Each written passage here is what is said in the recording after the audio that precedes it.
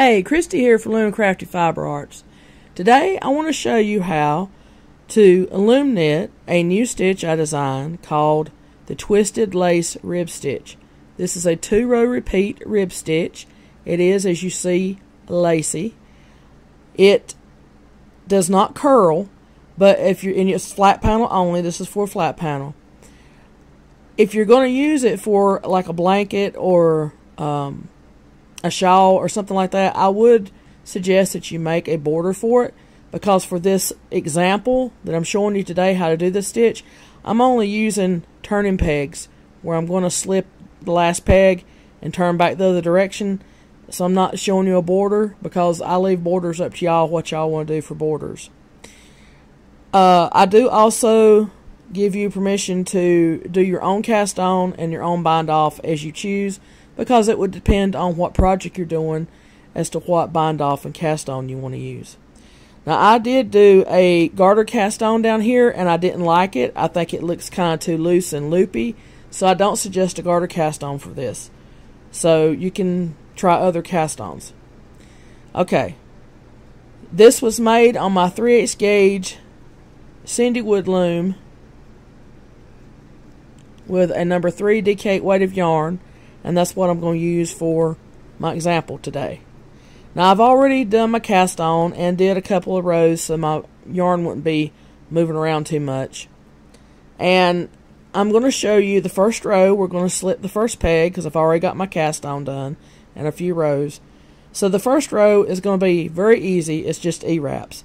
So you're going to come from behind your peg, come around the front, and then knit it. And that's an E-wrap. So to show you if you've never done an E-wrap, you come from behind, right here, from this peg, and go behind the next peg, around the front, and knit it. And we're going to do this for the whole row until we get to the end peg. And because I'm showing you this with a slip stitch, I'm going to U-wrap that last peg. Like I said before, you do whatever border you want to do at the ends. Okay, that's the first row. Now I'm going to move my stitches down about halfway. And then we're going to do row number 2. So we're coming from our turning peg. We're going to go behind these next 2 pegs. We'll wrap around to the front.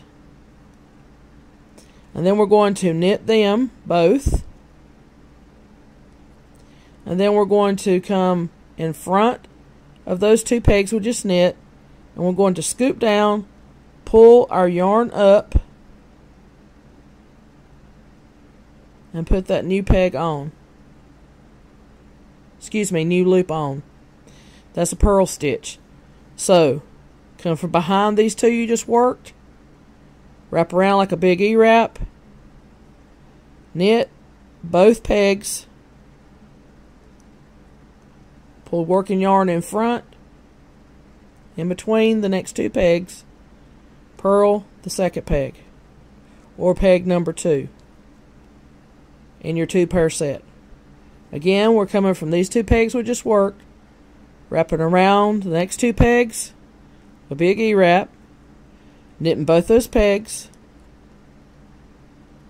taking our working yarn from behind this first one here, this 2-pair set, let toward you in between, and purl that second peg. And then I'm going to be U-wrapping that last peg because I was doing the chain edging.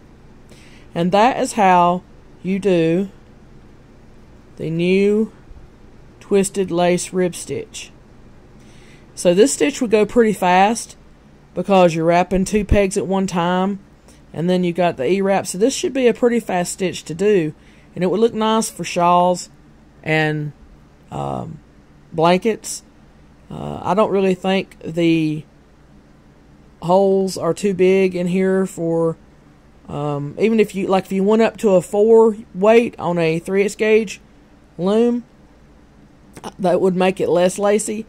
And if you're doing it for a baby blanket, I think it would look better and be good, you know, not little baby fingers couldn't get through the little holes. I don't think they could. Well, they might could. See, I can get my finger through there.